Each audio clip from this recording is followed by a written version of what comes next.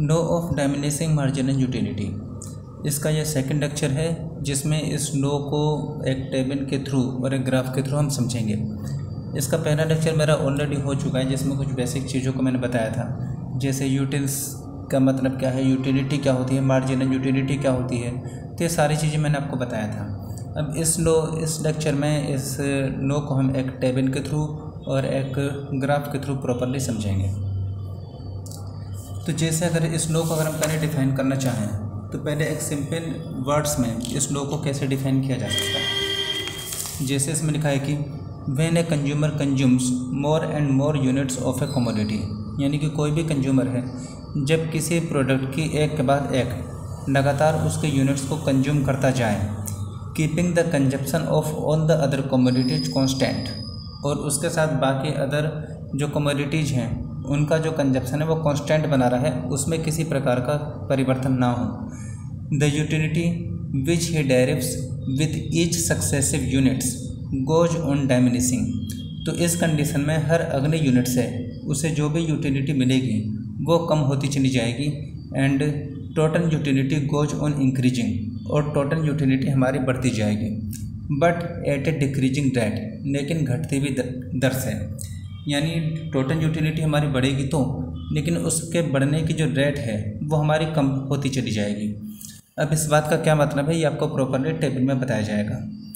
During this process at a point consumers total satisfaction will be maximum, और इसी तरीके से अगर कंज्यूमर उस प्रोडक्ट की यूनिट्स को कंज्यूम करता चला जाए तो एक पॉइंट ऐसा आ जाएगा जहाँ पर उसका जो सेटिस्फैक्शन है वो मैक्सिमम पहुँच जाएगा। At this point marginal utility will be zero, यानी कि जहाँ भी उसका जो सेटिस्फैक्शन मैक्सिमम होगा वहाँ पर मार्जिनल यूटिलिटी जीरो होगी। If the consumer continues it's consumption beyond this point, यानी कि इस पॉइंट के बाद भी अगर उस कंज्यूमर ने अपने कंजप्शन को नहीं रोका, यानी वो उसकी एक के बाद एक यूनिट को कंज्यूम करता चला जाए, तो क्या होगा, he will get negative marginal utility. तो उसे उसकी जो मार्जिनल यूटिलिटी है फिर वो नेगेटिव होती चली जाएगी, which will reduce his total utility और टोटल सेटिस्फैक्शन, जो उसके टोटल यूटिलिटी या टोटल सेटिस्फैक्शन को कम करती भी चली जाएगी। तो ये तो इस लो को जो एक्सप्लेनेशन है उसको मैंने बताया। अब इसको एक सिंपल वे में समझ लीजिए। जो एग्जाम्पल मैंने पिछले लेक्चर में भी आपको दिया था उसी एग्जाम्पल को यहाँ पर हम ले लेते हैं। लो ये कहता है कि अगर हम किसी भी प्रोडक्ट की एक के बाद एक यूनिट्स को कंज्यूम करते चले जाएँ तो हर अगले यूनिट से मिलने वाले जो सेटिस्फैक्शन है यानी जो यूटिलिटी है वो हमारी कम होती चली जाएगी। जैसे अगर आपको भूख लगी और आप खाना खाते हैं तो पहली रोटी आपको बहुत अच्छी लगेगी क्योंकि आपको बहुत देर से भूखे थे। एक रोटी खाने के बाद आपका पेट कुछ हद तक थोड़ा सा भर चुका रहेगा, और उसके बाद जब आप दूसरी रोटी खाएंगे तो दूसरी रोटी भी अच्छी तो लगेगी, लेकिन शायद उतनी अच्छी नहीं लगेगी जितनी पहली रोटी अच्छी लग रही थी, क्योंकि पहली रोटी खाने के बाद आपका पेट कुछ सीमा तक भर चुका था। तो दूसरी रोटी से जो सेटिस्फैक्शन मिलेगा वो पहली रोटी के मुकाबले थोड़ा सा कम मिलेगा। दो रोटी खाने के बाद जब आप तीसरी रोटी खाएंगे तो तीसरी रोटी भी आपको अच्छी लगेगी, लेकिन शायद उतनी अच्छी ना लगे क्योंकि जितनी कि दूसरी वाली रोटी आपको अच्छी लगी थी, क्योंकि दो रोटी खा के आपका पेट काफ़ी हद तक भर चुका है और उसके बाद आपने तीसरी रोटी खाई है। इसी तरीके से मान लीजिए तीसरी रोटी खाने के बाद आपकी भूख फॉर एग्जाम्पल 4 रोटी की है और आप चौथी रोटी खाते हैं तो चौथी रोटी खाने के बाद आपका पेट भर जाएगा। इसके बाद भी अगर आपका पेट भर जाने के बाद भी आपके मदर अगर एक रोटी एक्स्ट्रा आपके प्लेट में रख दें तो फिर आपको ये लगेगा कि मेरा पेट तो बिल्कुल भर चुका था, अब मैं इस एक्स्ट्रा रोटी को कैसे खाऊं। यानी अभी तक जो रोटी आपको अच्छी लग रही थी वही रोटी अब आपको बुरी लगनी चालू हो जाएगी, यानी कि आपका जो सेटिस्फैक्शन है वो नेगेटिव होता चला जाएगा। ये जो हमारा प्रोसेस है इसी प्रोसेस को इस लो में बताया गया है, ठीक है, और इसी चीज़ को हमें यहाँ पे समझना है। तो इस चीज़ को समझने के लिए हम एक टेबल की सहायता लेते हैं और टेबल में हम सारे इन्फॉर्मेशन के थ्रू इस चीज़ को समझेंगे। जैसे इस टेबल में आपकी यूनिट्स ऑफ जो भी हम प्रोडक्ट कंज्यूम कर रहे हैं उसकी यूनिट्स हैं, आपने कितनी यूनिट्स कंज्यूम करी, 1 2 3 4 5 6, ठीक है। और इसमें हमारे जो कॉलम्स हैं, एक कॉलम है मार्जिनल यूटिलिटी का, यानी कि हर रोटी को खाने से कितना जो सेटिस्फैक्शन है, कितने यूटिलिटी आपको मिल रही है। उसके बाद नेक्स्ट कॉलम है आपकी टोटल यूटिलिटी का, और उसके बाद डिस्क्रिप्शन का। अब ये टेबल बनेगी कैसे इसको आपको समझना है। इकोनॉमिक्स में किसी भी टेबल को याद नहीं किया जाता कि उसके अंदर जो फिगर्स हैं वो हम याद हो जाएं और एग्जामिनेशन में जाकर हम उन फिगर्स को लिख के आ जाएं। इकोनॉमिक्स में जो भी टेबल्स हैं उस टेबल को समझा जाता है कि उस टेबल का पैटर्न क्या है। अगर उस टेबल का पैटर्न आपको समझ में आ जाएगा तो फिर एग्जामिनेशन में वो टेबल भी आपकी बन जाएगी। जैसे इसी टेबल को अगर हम समझने की कोशिश करें तो जो भी पहले कॉलम में आप यूनिट्स को लें वो 6 या 7 या 8 यूनिट इतनी सफिशिएंट है। इससे ज़्यादा 8 से ज़्यादा यूनिट आप किसी भी हालत में मत करिएगा। वैसे यहाँ पे मैंने 6 यूनिट लिया है तो 6 यूनिट सफिशिएंट है। आप ये मान लीजिए कि वही रोटी वाला एग्जाम्पल ले लेते हैं कि कोई पर्सन है जो खाना खा रहा है, उसने एक के बाद एक पहली रोटी, दूसरी रोटी, तीसरी, चौथी, पाँचवीं और छठी रोटी 6 रोटी उसने 1 बाय 1 कंज्यूम करी। अब हर रोटी से उसे कितना सेटिस्फेक्शन मिल रहा है इसको दिखाने के लिए हमने सेकंड कॉलम बनाया मार्जिनल यूटिलिटी। मार्जिनल यूटिलिटी का कॉलम ये बताता है कि हर यूनिट को कंज्यूम करने से यानी कि हर रोटी को खाने से आपको कितना सेटिस्फेक्शन मिल रहा है। जैसे इस टेबल में अगर हम समझें तो पहली रोटी आपने खाई और पहली रोटी चूँकि आप काफ़ी देर से भूखे थे तो आपको काफ़ी अच्छी लगी। आपसे किसने पूछा कि पहली रोटी को खाने के बाद आपको जो भी सेटिस्फेक्शन मिला है उसे आप कितने नंबर देना चाहेंगे, और आपने सोच के बताया कि मेरा जो सेटिस्फेक्शन है उसे मैं 6 नंबर देना चाहूँगा और आपने 6 नंबर दे दिया। इसके बाद आपने सेकंड रोटी खाई तो सेकंड रोटी खाने पे भी आपको अच्छी तो लगेगी लेकिन शायद उतनी अच्छी ना लगे जितनी कि पहली रोटी अच्छी लगी थी, क्योंकि आपका पेट कुछ हद तक आपका भर चुका है। तो पहले सेकंड रोटी से भी आपको सेटिस्फेक्शन तो मिलेगा लेकिन शायद उतना सेटिस्फेक्शन ना मिले जितना कि पहली रोटी से मिला था। तो इसलिए सेकंड रोटी से जो भी सेटिस्फेक्शन मिलेगा उसका नंबर आप देने के लिए आपसे कहा गया तो आपने उसे पहली रोटी के सेटिस्फेक्शन के मुकाबले थोड़े से कम नंबर दिए। फॉर एग्जांपल आपने 4 नंबर दिया। इसी तरीके से आपने तीसरी रोटी खाई और उससे भी आपको कुछ सेटिस्फेक्शन मिला, लेकिन तीसरी रोटी तक आपका पेट, आप ऑलरेडी 2 रोटी खा चुके थे तो पेट थोड़ा सा ज़्यादा भर चुका था। तो तीसरी रोटी आपको अच्छी तो लगी लेकिन उतनी अच्छी नहीं लगी जितनी कि सेकंड रोटी अच्छी लगी थी। इसने अपने तीसरी रोटी को थोड़े से सेकंड रोटी के मुकाबले थोड़े से कम नंबर दिए। फॉर एग्जांपल आपने 2 दिया। फिर चौथी रोटी तक आपका पेट भर चुका था और आपका सेटिस्फेक्शन यहाँ पे एडिशनल 0 हो चुका था। ठीक है। इसके बाद पेट भरने के बाद भी अगर एक रोटी और ज़बरदस्ती आपको खाने के लिए दी जाएगी तो फिर आप ये सोचेंगे कि अब तो मेरा पेट भर चुका है, अब मैं इस एक्स्ट्रा रोटी को कैसे खाऊं, अब तो मैं इसे खा ही नहीं सकता। और फिर भी अगर आपसे ज़बरदस्ती उस रोटी को खाने के लिए कहा जाए तो वही रोटी जो अभी तक आपको अच्छी लग रही थी, ज़बरदस्ती खाने पे वही रोटी फिर आपको बुरी लगनी चालू हो जाएगी, यानी कि आपका जो सेटिस्फेक्शन है वो नेगेटिव होना चालू हो जाएगा। और उस नेगेटिव सेटिस्फेक्शन को मान लीजिए आपने -2 नंबर दिए। इसके बाद जैसे तैसे आपने 5वीं रोटी ख़त्म करी थी, लेकिन उसके बाद आपके मदर ने एक और एक्स्ट्रा रोटी आपकी प्लेट में रख दी और कहा कि इसे भी खाना है। अब आपने सोचा कि जैसे तैसे तो मैंने बड़ी मुश्किल से 5वीं रोटी ख़त्म करी थी, अब ये मेरी मदर ने छठी रोटी और रख दी है, अब मैं इसे कैसे ख़त्म करूँगा। तो ये जो छठी रोटी है वो 5वीं रोटी के मुकाबले और ज़्यादा बुरी लगनी चालू हो जाएगी कि बड़ी मुश्किल से तो मैंने 5वीं रोटी ख़त्म करी थी, अब मैं छठी रोटी को कैसे ख़त्म करूँ। तो छठी रोटी का जो नेगेटिव सेटिस्फेक्शन है वो 5वीं रोटी के मुकाबले थोड़ा सा ज़्यादा होगा और इस आधार पर आपने उसे -4 यहाँ पे नंबर दिए। अब ये जो मार्जिनल यूटिलिटी की जो सिचुएशन है इसमें जो पहली 3 रोटी तक आपकी मार्जिनल यूटिलिटी पॉजिटिव थी, यानी कि हर रोटी से आपका जो सेटिस्फेक्शन था वो कुछ ना कुछ आप गेन कर रहे थे पॉजिटिव वे में, आपको रोटी अच्छी लग रही थी। चौथी रोटी तक आपका पेट भर चुका था तो वहाँ पे आपका मार्जिनल जो यूटिलिटी है, जो सेटिस्फेक्शन है वो 0 पे पहुँच चुका था कि वो रोटी आपके खाने के बाद आपका पेट भर गया। और उसके बाद भी ज़बरदस्ती आपको 2 रोटी खाने को दी गई तो वो 2 रोटी आपको बुरी लगनी चालू हो गई, यानी कि उससे आपको नेगेटिव सेटिस्फेक्शन मिलना चालू हो गया। अब इसमें ये जो भी डाटा है 6, 4, 2, 0, -2, -4, ये याद करने वाली चीज़ नहीं है, इसको समझने वाली चीज़ है। इकोनॉमिक्स में किसी भी टेबल के पैटर्न को समझा जाता है, ना कि उस टेबल के फिगर्स को याद किया जाता है। जैसे अगर हम इस टेबल के पैटर्न को समझें तो टेबल का पैटर्न ये कहता है कि आप मार्जिनल यूटिलिटी का जो कॉलम है उसमें शुरुआत आप किसी भी डिजिट से कर सकते हैं। जैसे मैंने यहाँ पे 6 से किया, आपकी मर्जी हो, आप यहाँ पे 7 से चालू करिए या 8 से चालू करिए, 10 से चालू करिए, 12 से चालू करिए, किसी भी नंबर से आपको चालू कर सकते हैं। लेकिन आपको पैटर्न कौन सा फॉलो करना होगा? पैटर्न आपको ये फॉलो करना होगा कि आप जिस भी नंबर से चालू करें उस नंबर से कम करते करते आपको 0 पे आना है और 0 पे आने के बाद फिर आप उसे निगेटिव में लेके जाना है।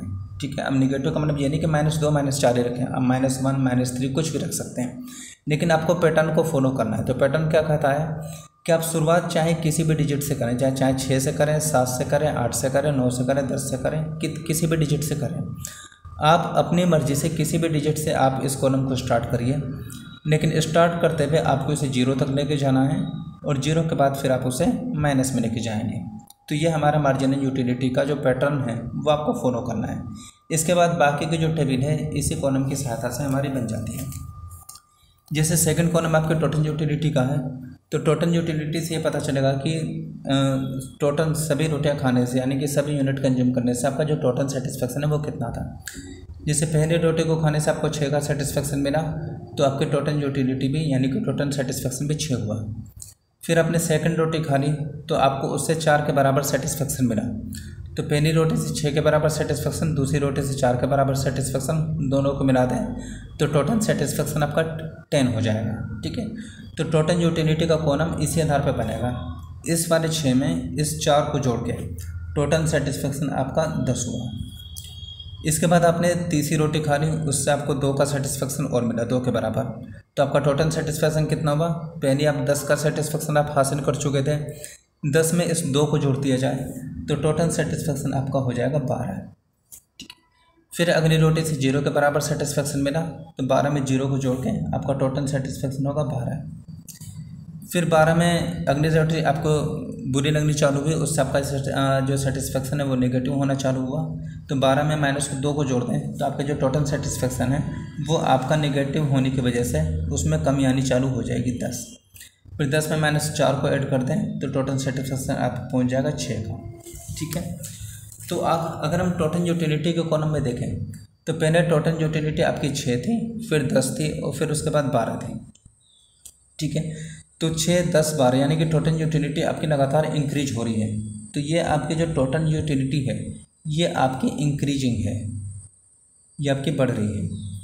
ठीक है, अब 12 ये भी है, 12 ये भी है, मैक्सिमम आपका 12 है। अब दोनों में से मैक्सिमम हम किसको बोलेंगे, इस वाले 12 को बोलेंगे, दूसरे वाले 12 को बोलेंगे कि मैक्सिमम सेटिस्फेक्शन आपको कहाँ पे मिला।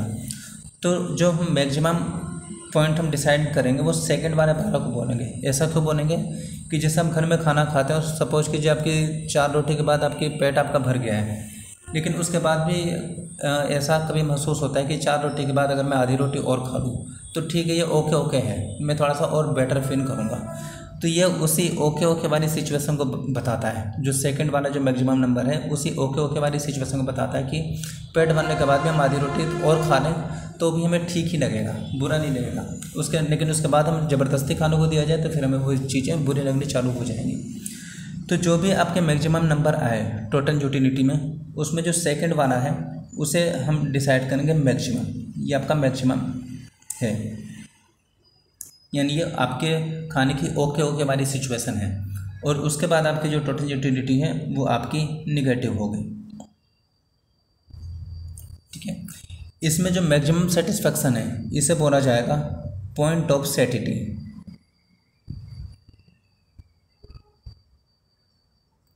सैटिस्फैक्शन यानी कि संतुष्टि, यानी कि पेट जब आपने खाना खा लिया, आधी रोटी और आपको लगता है कि ठीक है मेरा पेट तो भर चुका है लेकिन मैं आधी रोटी और खा सकता हूँ, तो उससे ओके और बेहतरी मैं फील करूँगा, तो वहाँ पे जाकर आप संतुष्ट हो जाएंगे पूरी तरीके से कि हाँ अब मेरा पेट पूरी तरीके से भर गया है, अब मुझे और खाना खाने की ज़रूरत नहीं है। तो यही जहाँ पे आपके जो टोटल यूटिलिटी मैक्सिमम होगी वही आपके पॉइंट ऑफ सैटिस्फैक्शन आएगी, यानी कि पूर्ण संतुष्टि का बिंदु, यानी कि यहाँ पे आके आप पूरी तरीके से संतुष्ट हो गए, अब आपको और खाना खाने की ज़रूरत नहीं है। लेकिन इसके बाद भी अगर आप खाना बंद नहीं करेंगे तो आपका जो रोटी आपको अच्छी लग रही थी वो बुरी लगनी चालू हो जाएगी और आपको हर अगली रोटी से मिलने वाला सेटिस्फेक्शन निगेटिव होता चला जाएगा, जिसकी वजह से टोटल सेटिस्फेक्शन में हमारी कमी आती चली जाएगी। ठीक है, तो इस लो की जो टेबल है वो आपकी इस तरीके से बनाई जाती है और इस टेबल में आपको केवल ये जो पहला वाला कॉलम है मार्जिनल यूटिलिटी का, आपको इसके पैटर्न को ध्यान रखना है।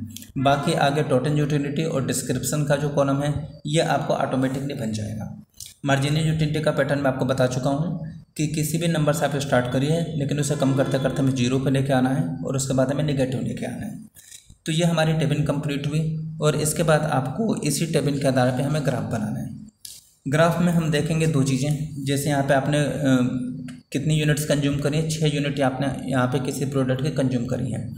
तो हम ग्राफ में एक्स एक्सिस पे हम ये जो हमारे गुड्स हैं उसकी यूनिट्स को दिखाएंगे, और ये जो हमें मार्जिनल यूटिलिटी और जो टोटल यूटिलिटी यानी जो सेटिस्फेक्शन हमें मिल रहा है इसको हम वाई एक्सिस पे दिखाएंगे। तो इन सारे यूटिलिटी में जो मैक्सिमम नंबर है वो हमारा 12 है। तो वाई एक्सिस पे हमें 0 से लेकर 12 तक जाना है, और इसमें निगेटिव के भी नंबर हैं तो 0 से नीचे में निगेटिव भी -4 तक लेके जाना पड़ेगा, ठीक है। और एक्स एक्सिस पे हम इस प्रोडक्ट को दिखाएंगे। तो अगर हम ग्राफ को देखें तो हमारा ग्राफ इस तरीके से बनेगा, जैसे ये हमारा एक्स एक्सिस है और ये हमारा वाई एक्सिस है। एक्स एक्सिस पे हमने जो भी प्रोडक्ट हमने कंज्यूम किया उसको हमने दिखा दिया। जैसे यहाँ पे आपने कितनी यूनिट आपने प्रोडक्ट की कंज्यूम करी थी, 6 यूनिट आपने कंज्यूम करी थी। तो यहाँ पे हमने 1 2 3 4 5 6 यूनिट्स को हमने यहाँ पे दिखा दिया।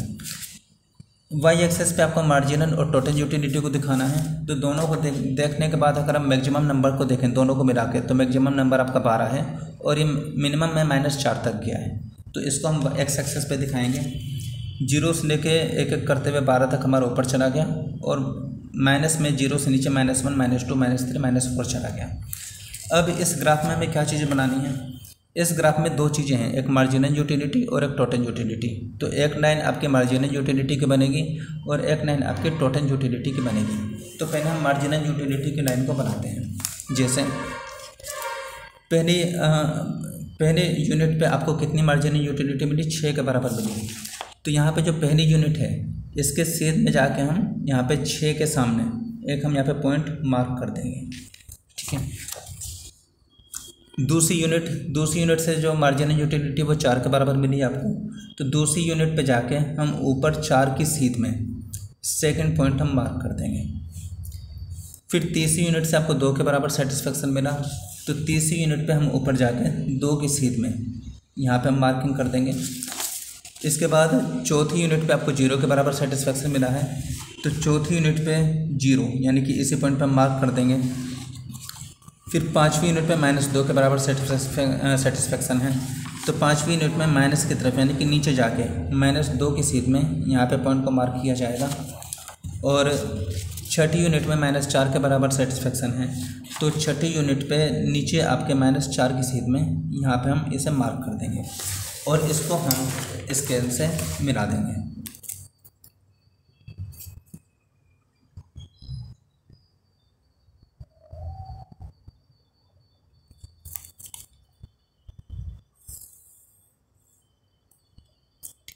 ये हमारा मार्जिनल यूटिलिटी की लाइन हमारी बन गई, ठीक है, मार्जिनल यूटिलिटी। इसके बाद आपको टोटल यूटिलिटी की लाइन बनानी है। टोटल यूटिलिटी की लाइन पहली यूनिट पे आपके जो टोटल सेटिस्फेक्शन था 6 के बराबर था, तो पहली यूनिट आपकी यहीं 6 इसी पॉइंट से आपकी स्टार्ट होगी 6 से। सेकंड यूनिट पे आपकी जो टोटल यूटिलिटी थी वो 10 के बराबर थी, तो सेकंड में हम ऊपर जाएंगे सीधे और 10 की सीध में यहाँ पे हम मार्किंग कर देंगे। इसके बाद तीसरी यूनिट जो आपने कंज्यूम करी उससे टोटल सेटिस्फेक्शन 12 के बराबर था, तो तीसरी यूनिट में हम सीधे ऊपर जाके 12 के बराबर हम यहाँ पे मार्क करेंगे। चौथी यूनिट पे भी जो टोटल सेटिस्फेक्शन था 12 के बराबर था, तो चौथी यूनिट में भी हम ऊपर जाके यहाँ पे 12 पे हम इसे मार्क कर देंगे। इसके बाद 5वीं यूनिट पे जो टोटल सेटिस्फेक्शन था 10 के बराबर था, तो 5वीं यूनिट पे हम जाएंगे और ऊपर जाके 10 की सीध में हम पॉइंट को मार्क कर देंगे। और इसके बाद छठी यूनिट में 6 के बराबर टोटल सेटिस्फेक्शन था, तो छठे यूनिट पे ऊपर जाके हम 6 की सीध में यहाँ पे मार्क कर देंगे और इसको हम स्केल से मिला देते हैं।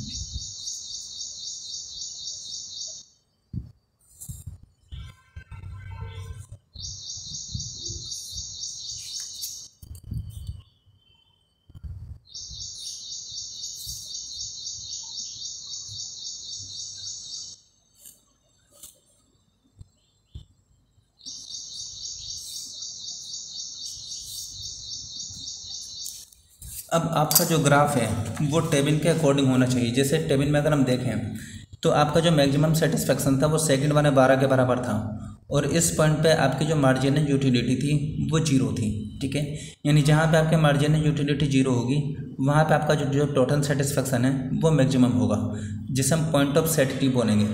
तो इस पॉइंट को, यही आपका इंपॉर्टेंट पॉइंट मैक्सिमम सेटिस्फेक्शन का पॉइंट है, और इसे आपको ग्राफ में दिखाना पड़ेगा। तो जहाँ मार्जिनल यूटिलिटी 0 है वहीं पे आपका जो टोटल सेटिस्फेक्शन वो मैक्सिमम है।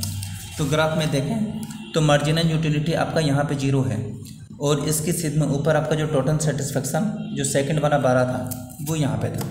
तो इन दोनों पॉइंट्स को हमें डॉट डॉट वाली लाइन से मिला देना है।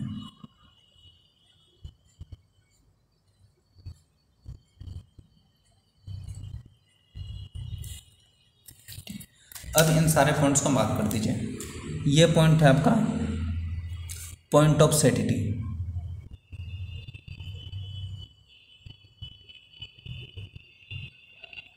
ठीक है।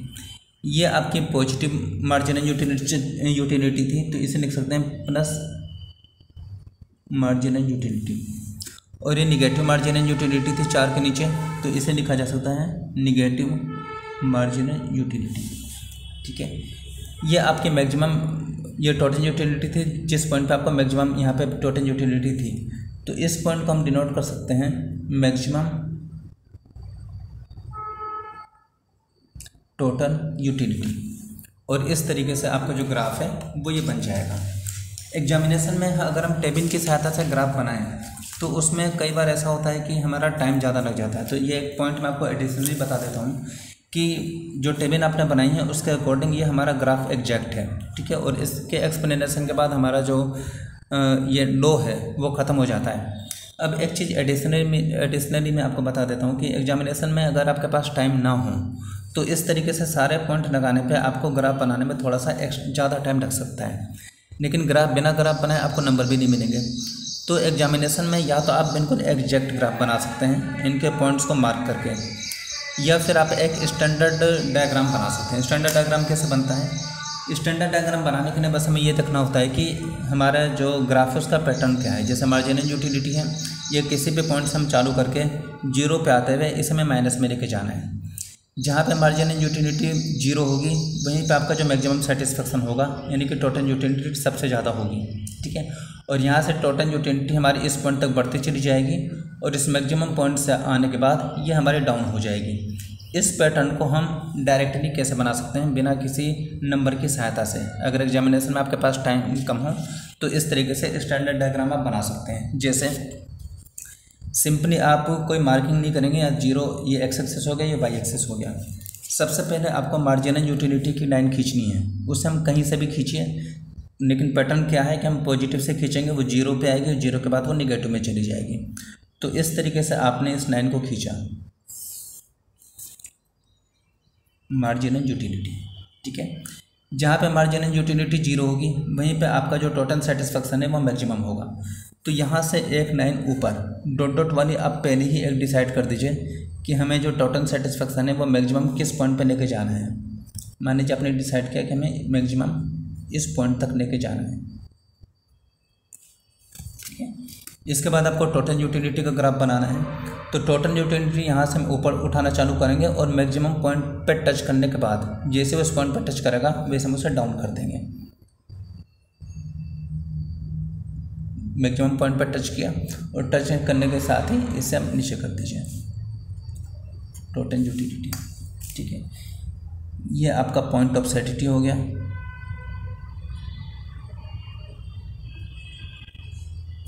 ये आपका मैक्सिमम टोटल यूटिलिटी, ये प्लस मार्जिनल यूटिलिटी, ये माइनस मार्जिनल यूटिलिटी।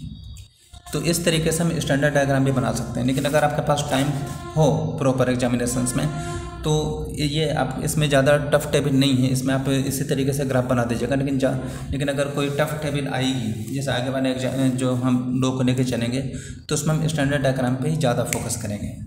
तो आई होप कि आपको ये लो समझ में आ गया होगा। इसके बाद मैं इस लेक्चर को ख़त्म करता हूँ और अगले लेक्चर में फिर एक दूसरे लो के साथ हम एक्सप्लेन करेंगे और फिर उसके बाद आगे की चीज़ें जो आपके सिलेबस में हैं वो फिर चलेंगी। तो आज के लेक्चर में बस इतना ही।